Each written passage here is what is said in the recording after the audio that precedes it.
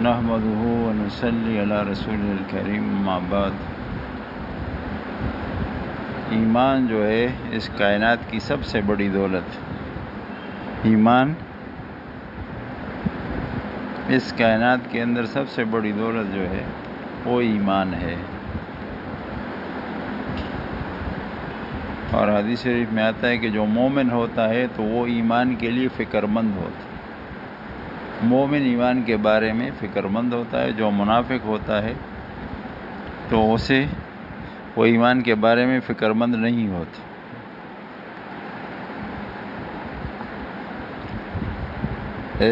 امام شاطبی رحمۃ اللہ علیہ نے ان کے موافقات میں ہے کہ ایمان اور اسلام کی حفاظت کے لیے اگر اپنی جان کی قربانی دینی پڑے تو آدمی دے گا، مال کی قربانی دینی پڑے تو دے گا، اگر اپنے بچوں اولاد کی قربانی دینی پڑے حفاظت کے لیے تو یہ دے گا۔ تب ہم سوچیں کہ کیا 24 گھنٹے کے اندر ہم اس پر شکر کرتے ہیں کہ اللہ نے ہمیں ایمان کی دولت دی، بڑی دولت، بہت بڑی دولت ایمان کی اللہ تعالیٰ نے دی ہے۔ تو 24 گھنٹے میں کبھی یہ خیال گزرتا ہے بہت بڑی دولت اللہ کی ہمارے پاس، کہیں اس کی ناقدری نہ ہو جائے، کہیں ایسا نہ ہو کہ ضائع نہ ہو جائے۔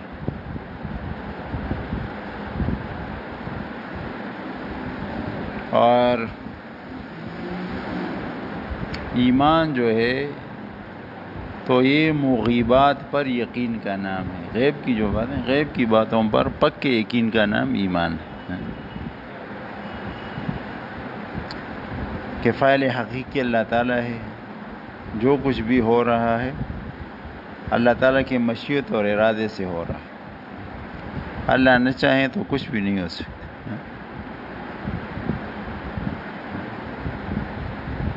یہ جس طرح آیت میں آتا ہے قل اللہم مالک الملک تؤتی الملک من تشاء وتنزع الملک ممن تشاء وتعز من تشاء وتذل من تشاء بیدک الخیر انک علی کل شیء قدیر۔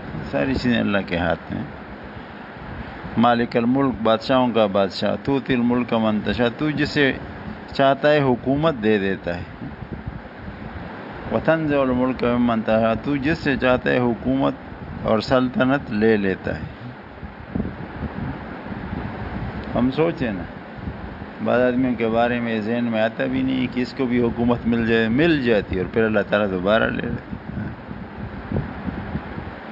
اور اس میں ہم دیندار لوگ پر کہتے ہیں فلانوں نے اس کو حکومت دی، فلانوں نے دی، وہ بھائی حکومت اللہ دیتے ہیں، اور آج کل سزا کے لیے دیتے ہیں۔ آج کل جن لوگوں کو حکومت ملتی ہے نا ان کو اللہ تعالیٰ سزا کے طور پر یہ دیتے ہیں۔ یہ جب حکومت میں شروع میں آتے ہیں نا، اور جب یہ چسکے اور زندہ آباد اور مرد آباد کے نعرے اتنے زیادہ نہیں ہوتے تو پہلے 5-6 مہینے یہ اپنے آپ کو گالیاں دیتے ہیں، میں دلے کا بیٹا تھا، میں دیوس تھا، مجھے کس نے کہا تھا کہ تم اس لیے کہ کسی کی بکری غائب ہو جائے تو ٹیلی فون امتیاز صاحب ہماری بکری غائب ہو گئی، ہمارے لیے کوئی بندوبست کرو۔ تو شروع میں تو ان کو پتہ نہیں ہوتا نا کہ فون بند کرنا ہے، آرڈروں کا ذرا خیال رکھنا ہے۔ جب ان کو دن نہ رات کو نیند ہوتی ہے نہ دن کو آرام کا وقت ہوتا ہے تو اپنے آپ کو گالیاں دیتے، اپنے آپ کو کوستے ہیں۔ یہ بعد میں پھر جو ہے مشیر اور فلانے اور ڈنگلے اور پی اے اور وہ جو ہے نا طریقے سکھا دیتے ہیں۔ اس لیے ادھر کا ایک وزیر صاحب تھا نا، ایم این اے صاحب تھا پشاور کا، لوگ جب جاتے تھے پوچھتے تھے تو اندر سے آواز آتی تھی کہ صاحب تو اسلام آباد میں ہیں۔ تو جس وقت اب دوبارہ کمپین کا وہ آیا تو جب یہ دروازہ کھٹکھٹاتے تھے تو اندر سے لوگ آواز دیتے تھے کہ والد صاحب اسلام آباد گیا ہوئے، جس سکے میں تم وہ کرو گے تو اسی میں بدلہ ملے گا۔ تو پتہ نہیں یہ بات اس طرف کس طرح چلی گئی کہ اللہ حکومت دیتے ہیں، اللہ حکومت دیتے ہیں، عزت اللہ دیتے ہیں، عزت اللہ دیتے ہیں، اور ذلت بھی اللہ دیتا ہے۔ یہ ساری چیزیں اللہ کے قبضے قدرت ہیں، اس پر ہمارا مضبوط یقین ہو۔ وہ جو حضرت ابوبکر رضی اللہ عنہ کی دعا ہے، رب حب لی ایمانا و یقینا و معافاتا و نیہ، تو یہ دعا اللہ مجھے بھی توفیق عطا فرمائے، ہر روز پڑھنے والی دعا ہے۔ اللہ کے خزانے تو ہر وقت موجود ہیں، اللہ کے خزانے ہر وقت موجود ہے، اس میں تو کوئی کمی نہیں ہے۔ ہم اس سے لینے والے بن جائیں یا لینے کا ہمیں طریقہ آ جائے۔ یہ شروع میں جو تبلیغی حضرات ہوتے ہیں نا، ان کے ساتھ ایسے واقعات ہوئے ہیں کہ ایک آدمی نے، اس کا پکا یقین تھا، اس نے ارادہ کیا فلاں جگہ میں جاتا ہوں، فلاں ملک میں، اور پیسے تو پاس نہیں ہیں، جا کر مرکز میں وہ آدمی پڑا ہے، اور بس صلاۃ حاجت پہ صلاۃ حاجت، یا اللہ میں تو اپنے جان پر تو میرا اختیار، میں ادھر آ گیا ہوں، تو بندوبست فرما۔ اور لوگوں کو خواب میں یہ آدمی دکھایا گیا کہ یہ آدمی بیٹا ہے فلاں مرکز میں فلاں جگہ پر، اور اس کو اتنے پیسے پہنچاؤ۔ وہ جو طلباء تھے جامع ازہر میں، جن کی وجہ سے پھر جامع ازہر بن گئے، تو بھوکے، جب 3 دن بھوک کے ہو گئے، جو پیسے ساتھ لائے تھے تو ختم ہو گئے، اب مزدوری کریں گے، علم پڑھیں گے۔ تو پھر تو آپ کو واقعہ یاد ہے، وزیر کو رات کو جناب رسول کریم صلی اللہ علیہ وسلم کہ اب اس طرح کریں گے کہ سوال کریں گے، مانگیں گے لوگوں سے، تو قرعہ ڈالا، کون ڈالے گا، کون سوال کرے گا، تو جس آدمی کے نام نکل آئے اس نے کہا یار مخلوق سے مانگنے سے یہ بہتر نہیں ہے کہ میں خالق سے مانگوں۔ وہ مسجد ایک طرف ہوگا اور صلاۃ حاجت پڑھ رہا ہے، اللہ سے دعا مانگ رہا۔ تو رات کو جو وزیر اعظم تھا، بڑا وزیر تھا، اس کو خواب میں رسول اللہ صلی اللہ علیہ وسلم کی زیارت ہوئی کہ فلاں کے ساتھیوں کے پاس جاؤ، وہ جو صلاۃ حاجت پڑھ رہا تھا اس کا نام لیے گی اور ان کا بندوبست کرو۔ اب یہ سو گیا، دوبارہ خواب میں بتایا گیا، پھر تیسری بات شاید تنبیہ کی گئی اور ان کو ایسے کہ سخت بات کہی گئی۔ پھر رات کو اس نے اپنے لوگوں کو اٹھایا ہے اور اس مسجد میں پھر گئے ہیں، اور جس وقت رات کو ان کو پیسے دیے کہ یہ تو فی الحال لے لیں، اور صبح کو بادشاہ سلامت خود تشریف لائیں گے یا جو، تب انہوں نے کہا کہ بھائی یہ شہرت تو جو ہے اب تو ہم مشہور ہو گئے، علم تو رہ جائے گا، تب راتوں رات اس جگہ سے نکلنا ہے، صبح کی نماز پڑھ کر ادھر سے غائب ہونا چاہیے۔ اب تو بادشاہ آئے گا اور لوگ ہم کو بزرگ سمجھیں گے، تو علم کا تو بیڑا غرق ہوگا۔ تو ادھر سے چلے گئے۔ پھر بادشاہ جو دن کو آیا ہے تو اس نے جامع ازہر کی بنیاد پر رکھی کہ جو بھی طلباء مسافر آئیں گے تو بھئی مانگنا ہمیں آ جائے۔ مانگنے کے لیے تو یقین کی ضرورت ہے نا، کہ اللہ کے خزانوں پر یقین ہو اپنے جیب کے اندر۔ یہ تبلیغ میں ایک بزرگ ہمارے تھے ہندوستان والے، تو ان کا دسترخوان مدینہ منورہ میں، تو مدینہ منورہ کی گورنر کے برابر ان کا دسترخوان ہوتا ہے، مولانا سعید خان صاحب، حضرت مولانا سعید خان صاحب، رائے ونڈ میں ان کا دسترخوان ہوتا ہے۔ جب بھی جو کوئی بندہ آتا تھا تو سلام کے لیے تو دسترخوان بچھا ہوا ہوتا، اور بھائی بیٹھ جائیں دسترخوان پر۔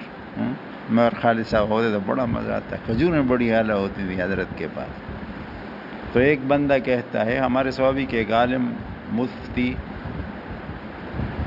فدا محمد صاحب، اس نے فرمایا کہ ایک بندے نے ان سے پوچھا حضرت سے کہ حضرت یہ کس طرح یہ بات ہو جاتی ہے، اب دسترخوانے سے چل رہا ہے، اب بظاہر تو آپ کی کوئی وہ نہیں ہے، بظاہر تو نہ کاروبار ہے۔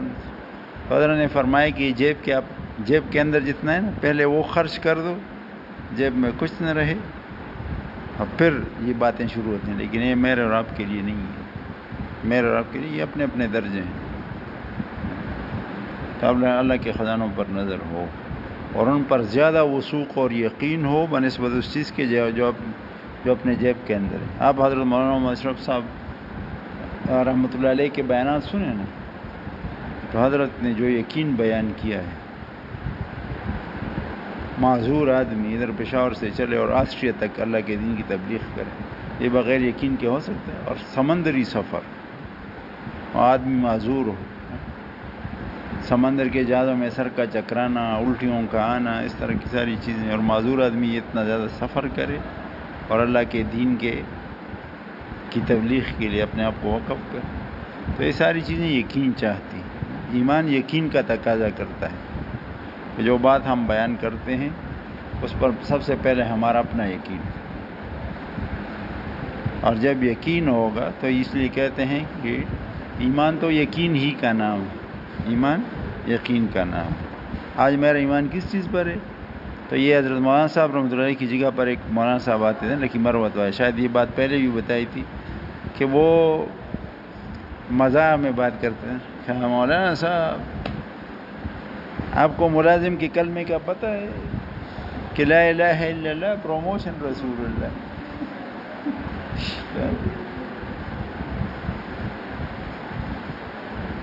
17 ہو جائے تو 18 کی فکر، 18 ہو جائے تو 19 کی فکر، 19 ہو جائے تو 20 کی فکر، 20 ہو جائے تو 21 کی فکر۔ تو لا الہ الا اللہ پروموشن رسول اللہ۔ حضرت تھانوی رحمۃ اللہ علیہ نے لکھا ہے کہ دین کی عظمت اور دین کی محبت یہ دل میں ہو اور اس کو آدمی دنیاوی دولت سے بڑا دولت سمجھے۔ آج کا سالک صاحب سالک اور اتنے سالوں سے چل رہے خانقاہ میں، تو اپنے دل کو ٹٹو لینا کہ دل کے اندر کس چیز کی محبت ہے، کس چیز پر یقین ہے، کس چیز سے خوشی ہوتی ہے۔ وَحُصِّلَ مَا فِي الصُّدُورِ، سینوں کو چیرا جائے گا، یقینوں کو دیکھا جائے گا، کس چیز کا یقین لے کر آیا۔ تو بھئی اس سلسلے میں ہم اپنے اوپر محنت کریں، کوئی کم از کم یہ جو کلمہ ہے نا کہ اللہ کرتے ہیں، مخلوق سے اللہ کے ارادے کے بغیر کچھ نہیں ہوتا، یہ آدمی اپنے آپ کو، اپنے کانوں کو دن میں کوئی 25-30 بار سنائے،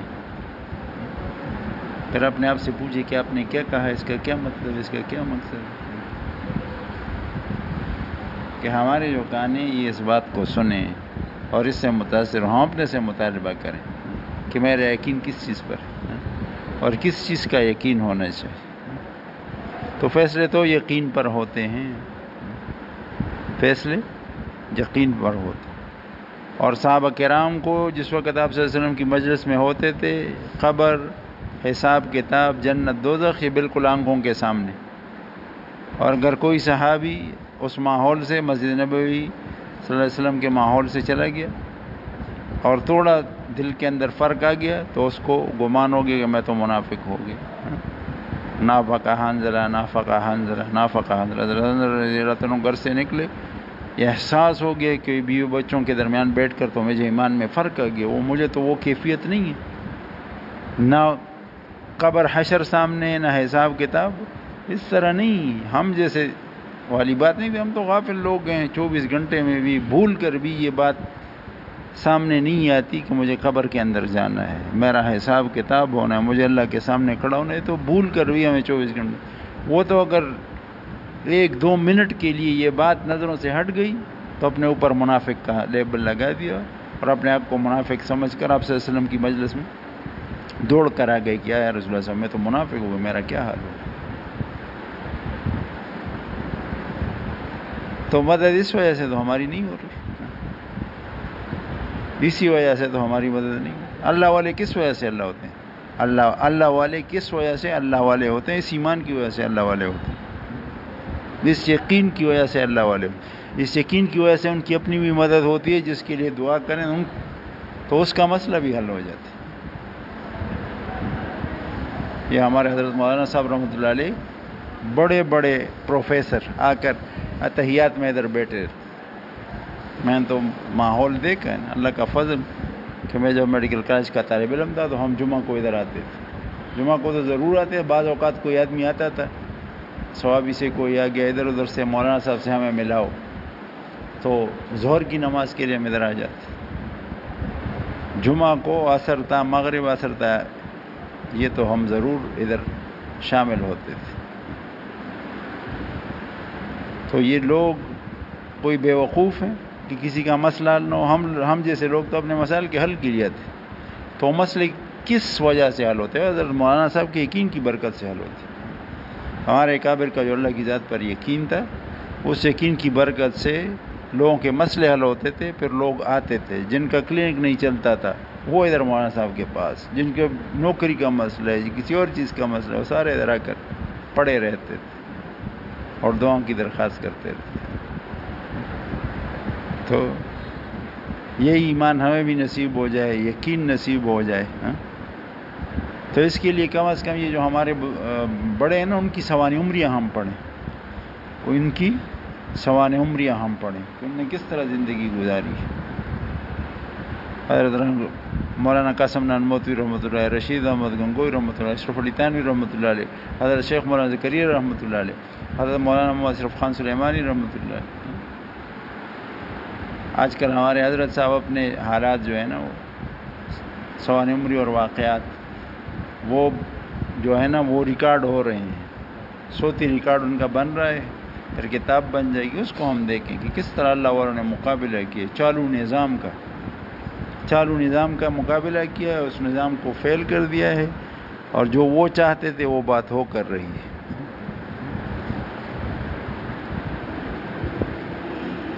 کہ یہ امتحانات میں اس طرح بعض اوقات ہوا ہے کہ کوئی بندہ آ گیا کہ حضرت تو میرا کیا بنے گا، میں تو فیل ہو گیا، اور دعا مجلس میں ہو گئی، اور جب چلے گئے ادھر دیکھے تو پرچے میں کوئی ایسی جگہ رہ گئی تھی، بس بندہ دوبارہ پاس ہو گیا.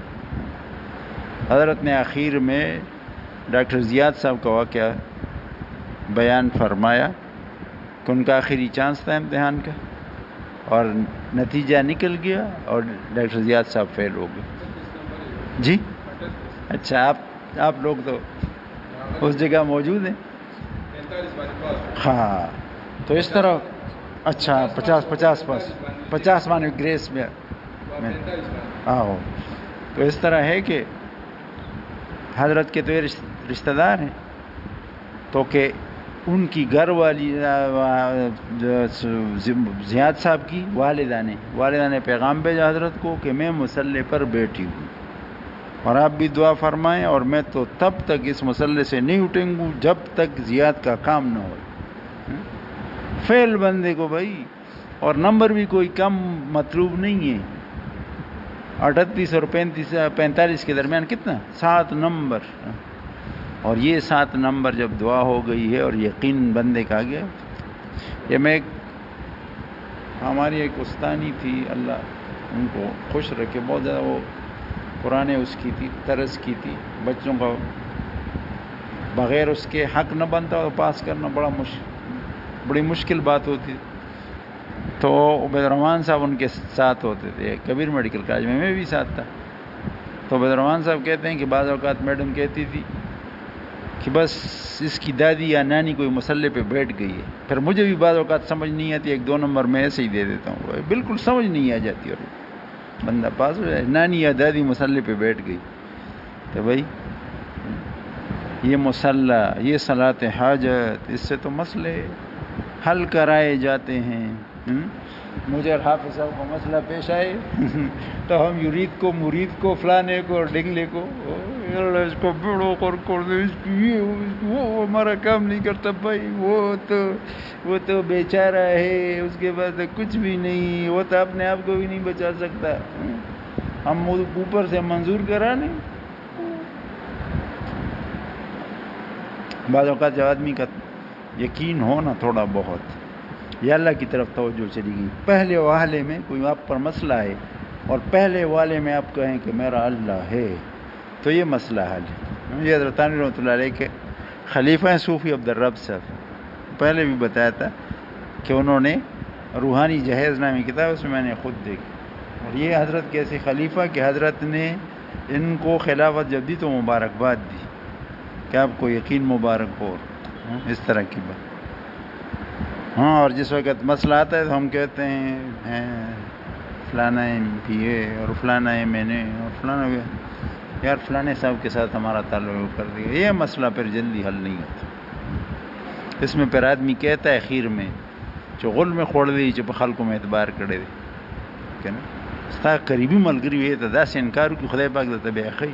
ہمارے حضرت فرماتے ہیں کہ جو وفات پا گئے ہمارے حضرت اسلم مروت صاحب نے، تو تو یہ یونین کے صدر تھے پورے صوبے کے، اس کے غالباً یہ صدر تھے یا جنرل سیکریٹری تھے، کسی بڑے اچھے اس پوسٹ پہ تھے، اور کسی بندے کے ٹرانسفر کا مسئلہ تھا۔